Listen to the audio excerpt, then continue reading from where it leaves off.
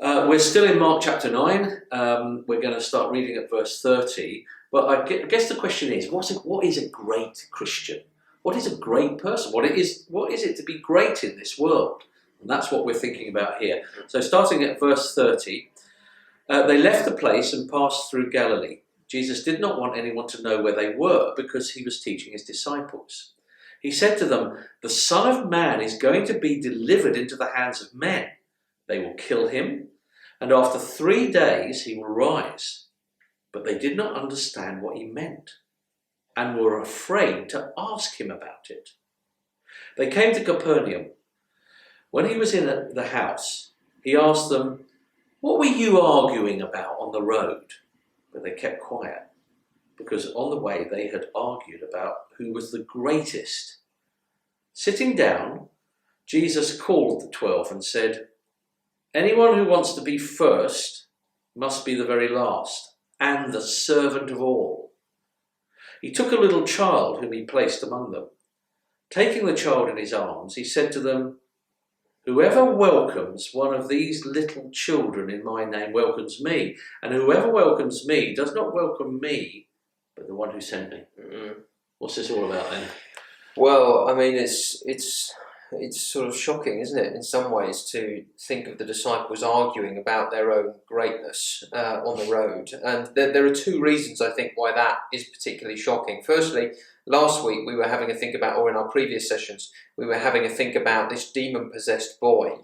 And many people had had a crack at trying to exorcise this demon, but they hadn't been depending upon Jesus. And unfortunately, the disciples were among that crowd. And right at the end, in verse 29, Jesus says to them, "This kind can only come out by prayer." In other words, you didn't pray. You didn't pray. You didn't ask God for help when it came to doing ministry. And yet, a short while after this, they're arguing about their own prestige and spiritual greatness, which is very odd. It's like two people taking part in a race, both of them coming last, and then arguing about who's the quickest. You know, it was like, lads, you both just lost that race, you know. And so they're arguing about their own greatness when their own lack of greatness has just been revealed. Secondly, it's strange that they're arguing about this because Jesus has just said that his greatness is going to be seen in dying and suffering and serving. In fact, we'll come to this in Mark chapter 10. Jesus says something similar to that and then says, "For the Son of Man came not to be served, but to serve and to give his life as a ransom for many." Yeah. And he uses that term "Son of Man," which we've seen before, which is sort of ruler of the universe, isn't it? God's kingdom ruler. And so this kingdom ruler is going to be delivered into the hands of men, is going to be killed, because that is the way to serve in this world and to save people from wickedness. Yeah.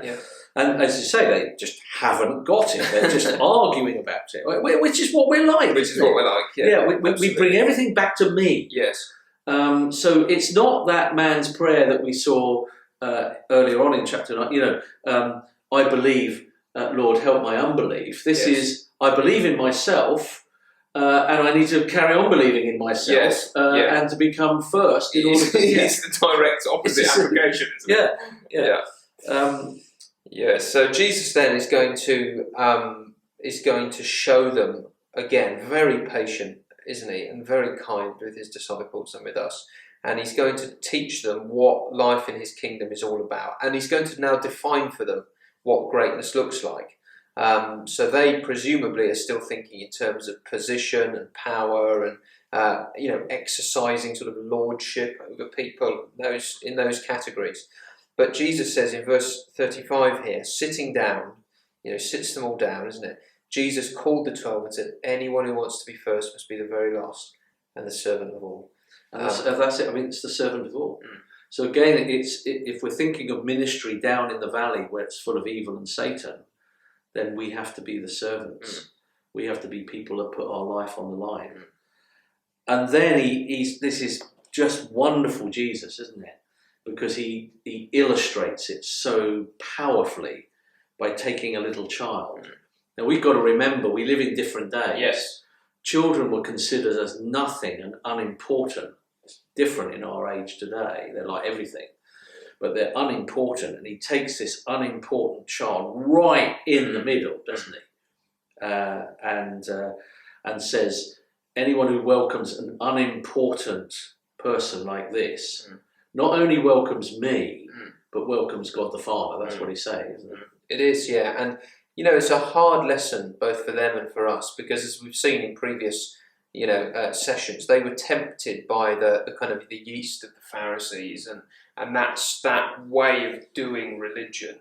And the Pharisees and the teachers of the law would have been very quick to dismiss women and children and those who weren't influential or important in society. But Jesus says, no, your service is to be such that you would even welcome those who are outcast, those who are despised, those who are considered to be nothing in my name. In other words, because you belong to me. So this is not just, I want you to do nice stuff in the community. He's saying, I want me to make a difference to how you treat people. And so in the way that you go about your life and in who you welcome, you can't leave these despised ones out. Because of me, I want you to go to them and serve them. Yeah. And he who would be first will be last. Yeah. So this great Son of Man figure is the one that's going to die for people like this, which is what it's about. Well, I think we'll leave it there.